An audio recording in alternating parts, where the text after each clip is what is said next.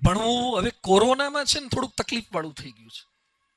Corona એટલા distract કરી નાખ્યા છે. હમણાં જ એક ભાઈ એના દીકરાને લઈને મંદિરે આવ્યા, એટલે મેં બાળક સામે જોઈને પૂછ્યું કયામ ભણે, તો મારી સામે સામે જોઈ રહ્યો. એટલે મને એમ કે ઇંગ્લિશ મીડિયમનો લાગે છે.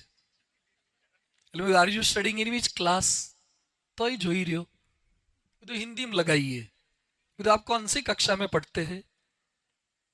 ત્રણે ત્રણમાં જવાબ ના આપ્યો. પછી મેં બહુ કીધું એટલે પપ્પા સામે જોઈને કે પપ્પા હું કેમ ભણું. એટલે મેં એના બાપાને પૂછ્યું કે આવી પરિસ્થિતિ કેમ થઈ છે. મને કે સ્કૂલમાં મૂકવાનો ટાઈમ થયો એ પેલા કોરોના આવી ગયો, એટલે આ પ્રમોશન વાળો છે. હવે પ્રમોશન વાળાને છે નોકરીએ લેવા નહીં, આ કોરોનામાં જે પાસ થયેલા છે ને એનો વીમો જ છે.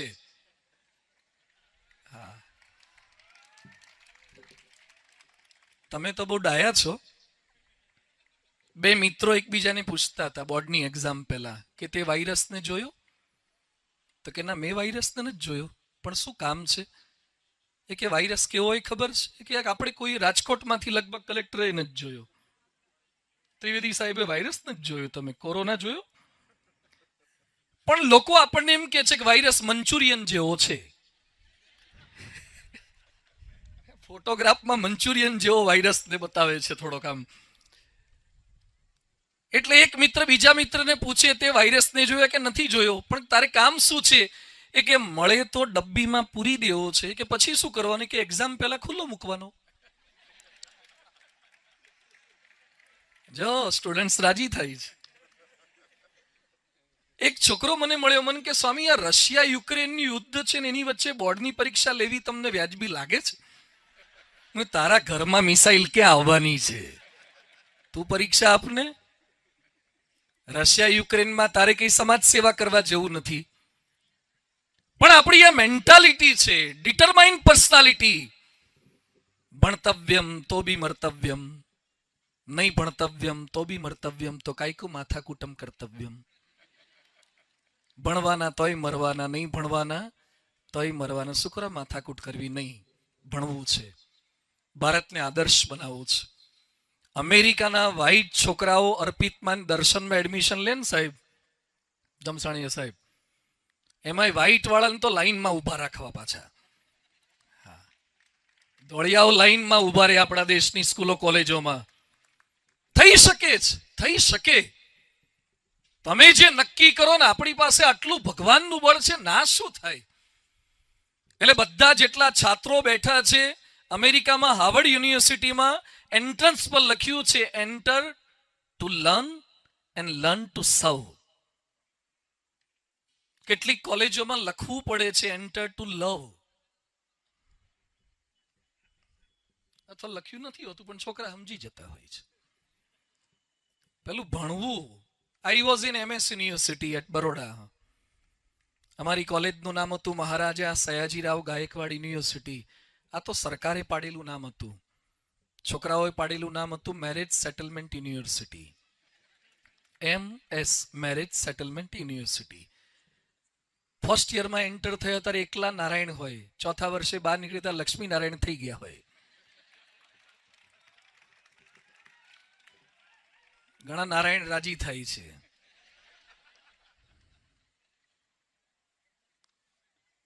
એકલા નારાયણ રહેશો ને 4 વર્ષમાં તો અનેક લક્ષ્મી મળશે, પણ જો લક્ષ્મી પાછળ 4 વર્ષમાં દોડ્યા ને તો સરસ્વતી નહીં મળે, લક્ષ્મી નહીં મળે. આ 4 વર્ષ દરમિયાન ખાલી સરસ્વતીની જ આરાધના કરો, લક્ષ્મીની બાજુ પર રાખો. લોકો તમારી સામે દોડતા આવે એ લેવલે પહોંચવાનું છે. એટલે ડિટર્મિનેશન કરી જ શકાય, ધારીએ થઈ શકે. પ્રમુખ સ્વામી મહારાજ ખાલી 6 ચોપડી ભણેલી વ્યક્તિ, અને ગાંધીનગરમાં 23 એકરમાં, દિલ્હીમાં 100 એકરમાં, અને અમેરિકામાં 254 એકરમાં અક્ષરધામ બનાવી રહ્યા છે. એટલે એક માનસિકતા કાઢી નાખો, મને ના આવડે, મારાથી ના થાય. ગાંધીજી એક વાક્ય સરસ બોલતા, જે કાર્ય એક માણસ સારું શક્ય છે તે અનેક સારું શક્ય છે. અને બીજું એક ઇંગ્લિશ કોટેશન બોલું છું, યાદ રાખવા જેવું છે.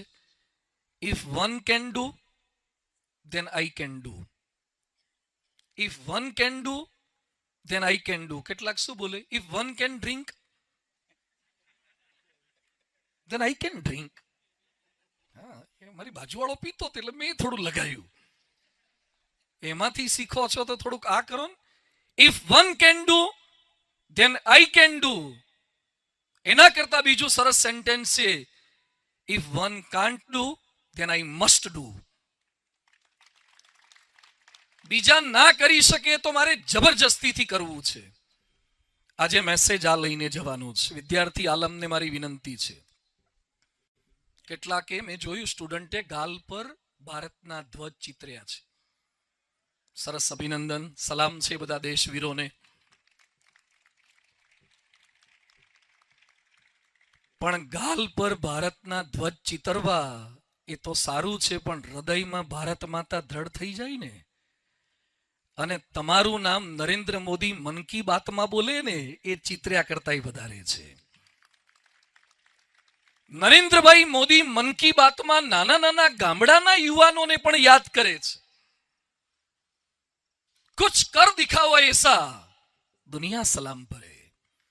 એક કરી બતાવવાની ભાવના છે. અર્પિત કોલેજમાંથી આવનારા વર્ષોમાં સાહેબ એવા ડોક્ટરો થાય, એવા એન્જિનિયરો થાય, એવા શિક્ષકો થાય, કલેક્ટરો, કમિશનરો અહીંયાથી થવા જોઈએ. તો અરુણ બાબુને લાગશે કે અહીંયા આપેલા 2 કલાક મારા સાર્થક થયા. એક કલેક્ટરનું સર્જન તો થયું. તો ફર્સ્ટ ડિટરમાઇન, સેકન્ડ ડેડિકેશન. સમર્પણ થવું પડશે. અમે લોકો સ્વિટ્ઝરલેન્ડ ગયા હતા. સ્વિટ્ઝરલેન્ડમાં બિલ ગેટ્સનું એક લેક્ચર હતું જીનીવામાં. આખા વિશ્વના તમામ દેશના ફાઇનાન્સ મિનિસ્ટર ભેગા થયા હતા. વિશ્વના તમામ દેશના ફાઇનાન્સ મિનિસ્ટર, હા, ગ્રામ પંચાયતના સભ્યો નહીં, તલાટીઓ નહીં, આખા દેશના નાણાં પ્રધાનો ભેગા થયા હતા. અને એમાં બિલ ગેટ્સનું લેક્ચર હતું, a business at the speed of light. Business at the speed of light. Bill Gates અત્યારે દર કલાકે 4 કરોડ કમાય છે. દર કલાકે 4 કરોડ કમાતો હોય, હાથ ઊંચો કરો. સ્ટેજ વાળા કોક હશે વળી. અને 4 કરોડ કમાતો અહીંયા બેઠા હોય. બિલ ગેટ્સ કશું જ ન કરે ને રાત્રે 6 કલાક સુઈ જાય ને, સવારે 24 કરોડ રેડી હોય. આપણે ચાનું નક્કી ના હોય, જાતે બનાવવી પડે. ઘણી વાર કેટલા પાણી પીવી પડે. ઘરે મૂડ ના હોય તો આપણને નાઈ દે. એ ગરમ હોય, ચાટાઢી હોય. બિલ ગેટ્સ સરસ વાત કરે છે કે મારી જે સફળતા મળી છે એના મૂળની અંદર સિએટલમાં, અમે સિએટલ જઈ આવ્યા લેબોરેટરીમાં, અને બિલ ગેટ્સનું છે સેન્ટર માઇક્રોસોફ્ટનું. ઓઢ્યા પાથર્યા વગર 3 દિવસ હું લેબોરેટરીમાં પડ્યો પાથરો રહેતો હતો. સખત મહેનત કરી છે. લોંગ ફેલોનું પણ સરસ વાક્ય છે, the heights by great men attained and kept with not sudden flight, but at the midnight their companions were sleeping and they were toiling upward the midnight. જ્યારે બધા જ સૂતા હોય ત્યારે તમે મહેનત કરશો ને. શિયાળો હમણાં જ ગયો છે. આપણે બધા છે ને સવારે ઉઠીએ ને ત્યારે એલાર્મ તો પછી જોઈએ છીએ, પણ રહી જઈમાંથી મોઢું કાઢ્યા પછી જોઈએ કે હજી કોણ કોણ હૂતું છે. જો આજુબાજુમાં 1-2 હુતા હોય તો પાછા ખેંચીએ થોડીક. જે સૂતા સામે જોશે એ ક્યારેય ઉઠી નહીં શકે. જે બ્રશ કરવા પહોંચી ગયો છે એની સામે જોશે ને તો રજઈ છોડવાનું મન થશે. ડેડિકેશન, સખત મહેનત. બિલ ગેટ્સે એની બારીઓ બંધ કરી ત્યારે દુનિયાને વિન્ડોઝ આપી શક્યા છે. જે બારીમાં બેઠો બેઠો કોકના લગ્નની ડીજે સિસ્ટમ સાંભળતો હોય શું કરે? કંઈક કરવાની ભાવના છે તો ડેડિકેશન, સખત મહેનત, એના સિવાય કોઈ રસ્તો નથી. 2 દિવસ પહેલા રાજકોટ શાપરમાં મારું એક લેક્ચર હતું. ટોક શો હતો, સ્પિરિચ્યુઆલિટી એન્ડ કોર્પોરેટ સેક્ટર. એમાં મારી સાથે ટોક શોમાં બેઠા હતા મોતીલાલ ઓસવાલના એમડી રામદેવ અગ્રવાલ. મોતીલાલ ઓસવાલ સ્ટોક માર્કેટમાં ભારતનું બહુ જ મોટું નામ છે, 40,000 કરોડની એસેટ છે. સિમ્પોલોમાં પણ ઇન્વેસ્ટમેન્ટ કરી રહ્યા છે, નાની મોટી કંપનીઓમાં પણ એ કરી રહ્યા છે. મંદિરે કલાક બેઠા, એમણે બહુ સરસ વાત કરી. બીજું તમે કઈ હાઈટ પર આ રીતે કેમ પહોંચ્યા? મોતીલાલ ઓસવાલ ગ્રુપ કેમ આટલે પહોંચ્યું છે? આપણને કોઈકની ઓડી, BMW, મર્સિડીઝ જોયા પછી મન થાય છે કાશ આપણી પણ આવી હોય. પણ કોઈક ગાડીને જોતા પહેલા આપણું ખિસ્સું મજબૂત કરવું પડે, અને ખિસ્સું એજ્યુકેશનથી મજબૂત થાય છે ને મહેનતથી મજબૂત થાય છે. રામદેવ અગ્રવાલે બહુ સરસ વાત કરી કે સ્વામીજી, મેં CA કમ્પ્લીટ કર્યું, 18 hours a day. I drink stock market, I sleep drink stock market. મને સૂતા જાગતા દરેક ક્રિયામાં મને અડધી રાતે ઉઠાડીને કોઈ પૂછે ને તોય મને સેન્સેક્સ ને નિફ્ટી યાદ હોય. તમારે ડેડિકેટેડ થવું પડે છે, તો જ સફળતા મળશે. અને પરીક્ષા પહેલા પૂછે કે સાહેબ આમ IMP શું લાગે છે? શું પૂછાય એવું લાગે છે તમને? ઓપ્શનમાં કેટલું નીકળે એવું છે. મહેનત નથી કરવી. You have to pay the price for the precious thing. 1 kilo રીંગણા 50-60 રૂપિયા મળી જાય, પણ 1 કિલો હોનું ના મળે. વજનમાં સરખું જ છે પણ કિંમત જુદી છે. You have to pay the price for precious thing. કિંમત ચૂકવવી પડે. પ્રમુખ સ્વામી મહારાજ પાસે એક છોકરો આવ્યો અને સ્વામીજીને કે સ્વામી આશીર્વાદ આપો ને, મારે માઉન્ટ એવરેસ્ટ સર કરવો છે. ગુજરાતનો છોકરો, દેખાવમાં લાગે નહીં, અને પાછો કે આશીર્વાદ આપો, મારે માઉન્ટ એવરેસ્ટ સર કરવો છે. એટલે પ્રમુખ સ્વામી મહારાજે પૂછ્યું કયા પાણીથી નાવ છો? તો કે ઉનાળામાં ગરમ. તો કે પેલા ગિરનાર ચડી આવી. તું ઉનાળામાં ગરમ પાણી કાઠિયાવાડમાં નાય છે અને પાછું એવરેસ્ટની વાતો કરે છે. થોડીક તૈયારી. એટલે અહીંયા બેઠેલા તમામને મારી વિનંતી છે, ડેડિકેશન. Third thing, discipline. આજે ક્યાંક ભારતની અંદર આપણા બધાના વીકનેસ હોય ને તો we are very poor in discipline. એ ટાઈમની ડિસિપ્લિન, આપણી કર્તવ્ય નિષ્ઠાની ડિસિપ્લિન. સમાજમાં પોલીસોની કમી નથી, પોલીસ સત્વની કમી છે. સમાજમાં શિક્ષકોની ખોટ નથી, શિક્ષકત્વ ખૂટે છે. સમાજમાં નેતાઓની કમી નથી, નેતૃત્વ ખૂટે છે. સમાજમાં સાધુઓની ખોટ નથી, સાધુત્વની ખોટ છે.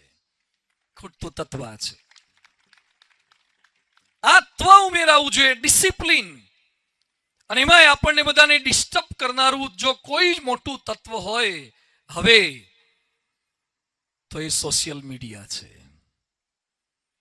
વિદ્યાર્થીની કારકિર્દીની પથારી ફેરવી નાખી છે અને હજુ તો વધારે ફેરવશે. જો જાગૃત ન થયા, મોબાઈલ નહોતો છતાં પણ આપણે જીવતા હતા, ઉલટાનું સારું જીવતા હતા. હવે આપણે બધા we have become the tools of our tools. આપણે આપણા જ સાધનના ગુલામ બની ગયા. કૂતરું સ્થિર ઊભું રહે અને પૂંછડું હલે તો વાંધો નહીં, પણ પૂંછડું સ્થિર રહે ને આખું કૂતરું હલે તો આ તો હારી તકલીફ કહેવાય. આવડો નાનો મોબાઈલ પૂંછડા જેવો આખા કૂતરાને હલાવે. આવડો નાનો મોબાઈલ ડિસ્ટર્બ કરી નાખે છે. એજ્યુકેશન સિસ્ટમ ઓનલાઈન આપણે કરવું પડ્યું, અને જે જાજો ઓનલાઈન રહે ને એને આઉટલાઈન થવાની પૂરેપૂરી સંભાવના છે. ઓનલાઈન અને આઉટલાઈન ને સીધો સંબંધ છે. ઘણી વાર આપણે પેલા કોઈક માણસ એકલો હસતો હોય ને તો આપણને લાગે આનું ખસી ગયું લાગે છે. હવે એકલો હસતો હોય તો સમજવાનું કે ક્યાંક કનેક્ટ થયો લાગે છે. હા, કા ડિસ્કનેક્ટ થયો હોય, કા કનેક્ટ થયો હશે. એટલા ગુલામ મોબાઈલના આપીને આત્મહત્યા. નાની નાની બાબતમાં ડિસ્ટર્બ થઈ જવાનું. આપણી એજ્યુકેશન સિસ્ટમ, ડિવોર્સિસ રેશિયો. પહેલા મારી પાસે દર અઠવાડિયે 1-2 સુસાઇડના કેસ આવતા હતા, અત્યારે 4-5 થયા છે. રાજકોટ જેલમાં અમે ગયા હતા પ્રવચન કરવા. ઘણા એમ થાય તમારે કેમ જેલમાં જવું પડ્યું? હું રાજકોટ જેલમાં ગયો અને વ્યાસ સાહેબ ને વોરા સાહેબ ને બધા જેલર મેં પ્રશ્ન પૂછ્યો કે સાહેબ રાજકોટની જેલમાં કેટલા કેદી છે? 200-300 હશે. મને કે ના એ તો જિલ્લા જેલ હતી ત્યારે, હવે તો સેન્ટ્રલ જેલ થઈ ગઈ, 900નો વધારો થયો છે. સરસ, ગુજરાતનો વિકાસ થયો.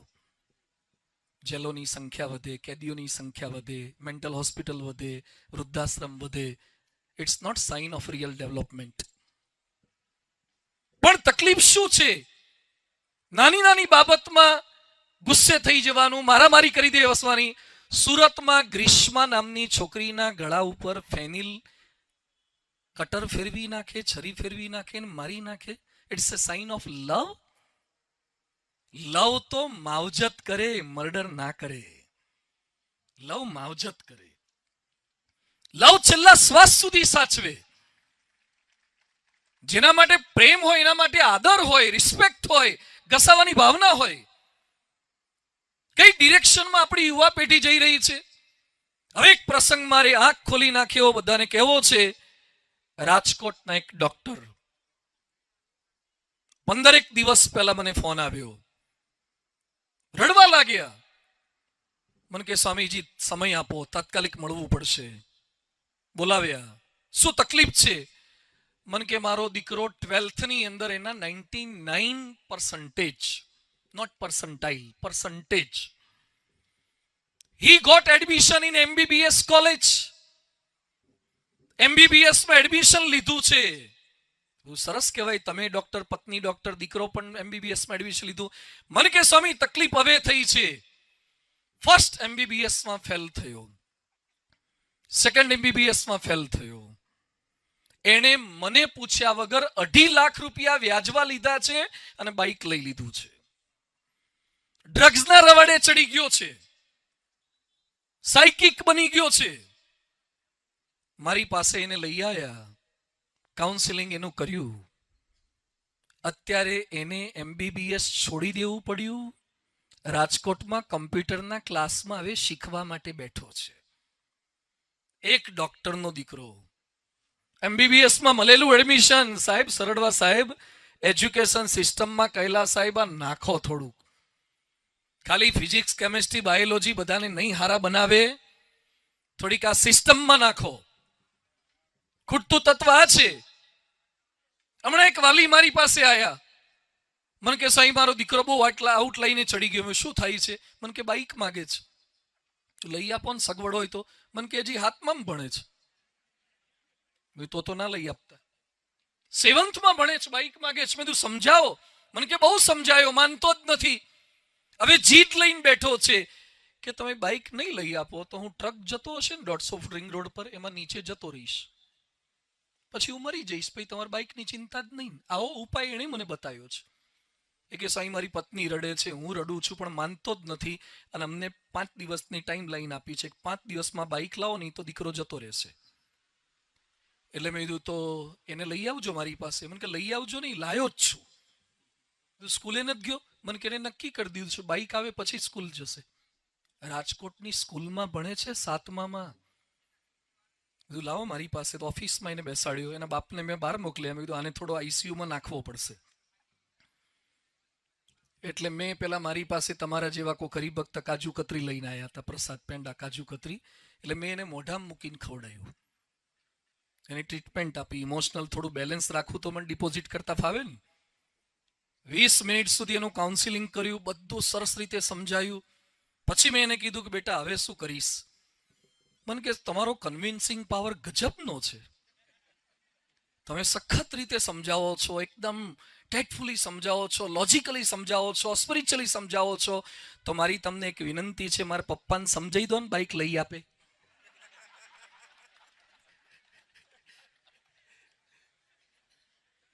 હારા 20 મિનિટ આના માટે નહોતી બગાડી. મારી 2 કાજુ કતરી ખાઈ ગયો લેવા દેવા વગરનો. નવી પેઢી આ છે. હું કહેવાય એ માંગુ છું, નવી પેઢી આ છે. એની વચ્ચે અમારે સાધુઓએ પણ રહેવાનું છે ને, રાખવાના છે બધાને. પછી તે કન્વિન્સ થઈ ગયો, બાઇક નથી લીધું. અત્યારે રેગ્યુલર મંદિર આવતો પણ થઈ ગયો છે. પણ વાત મારે કરવી ડિસિપ્લિન.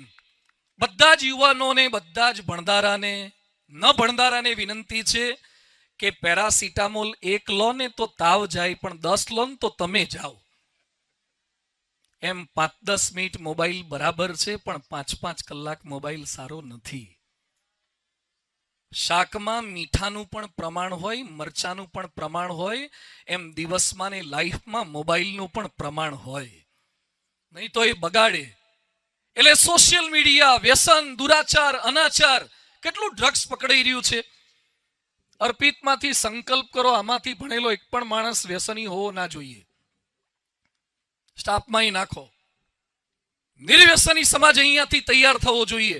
અમે ચા નથી પીતા, વી નેવર ડ્રિંક કોફી ટી. 18 કલાક કામ કરીએ છીએ, આખી દુનિયામાં ફરીએ છીએ, અને કોઈ કહે કે પાવર જોઈએ, રેડબુલ પીવું પડે. એ રેડબુલ કી એસી કી તૈસી. રેડબુલ કોણ પીવે છે? કશું રેડબુલ પીતા નથી તોય પાવર છે. આ બધી ખોટી માન્યતાઓ છે. જવાબ મર્દો કી અસલી પહેચાન માનિક ચંદ. બાયલાઓની પહેચાન છે, મર્દોની પહેચાન નથી. શુરવીરતા હોય તો છોડી બતાવો, ખાઈ બતાવો નહીં, છોડી બતાવો. બધાને મારી વિનંતી, એમાં સ્ટેજ પર બોલનારા તો ખાઈ એને રાખો જ નહીં અહીંયા. હવે નવો નિયમ કરો, સ્ટેજ પર જે ફાકી ખાતો એમ બેસવા જ દેશો નહીં. જે સ્ટેજ પર બેસે, જે સમાજના રોલ મોડેલ હોય, ફાકીવાળા કેમ હોય? ચાલી શકે છે. હું થોડાક આકરા શબ્દો બોલું છું, પણ જરૂરી છે. ખાલી પોતા મારવાથી બાયપાસ સર્જરી ના થાય, છાતી ચીરવી પડે, ટાંકા લેવા પડે, તો બાયપાસ સર્જરી થાય છે. રાજકોટના ફોટા બહુ સારા છે સાહેબ. ચિત્ર નગરી, ચિત્ર નથી, વિચિત્ર નગરી છે. દરરોજની 1-2 આત્મહત્યાઓ થાય, સુસાઇડ થાય, રેપ થાય. ચિત્ર નગરી છે નહીં. જ્યાં સુધી રાજકોટ ચારિત્ર નગરી નહીં બને ને, ત્યાં સુધી એ રાજકોટ સારું નહીં થાય. ચારિત્ર નગરી બનવી જોઈએ.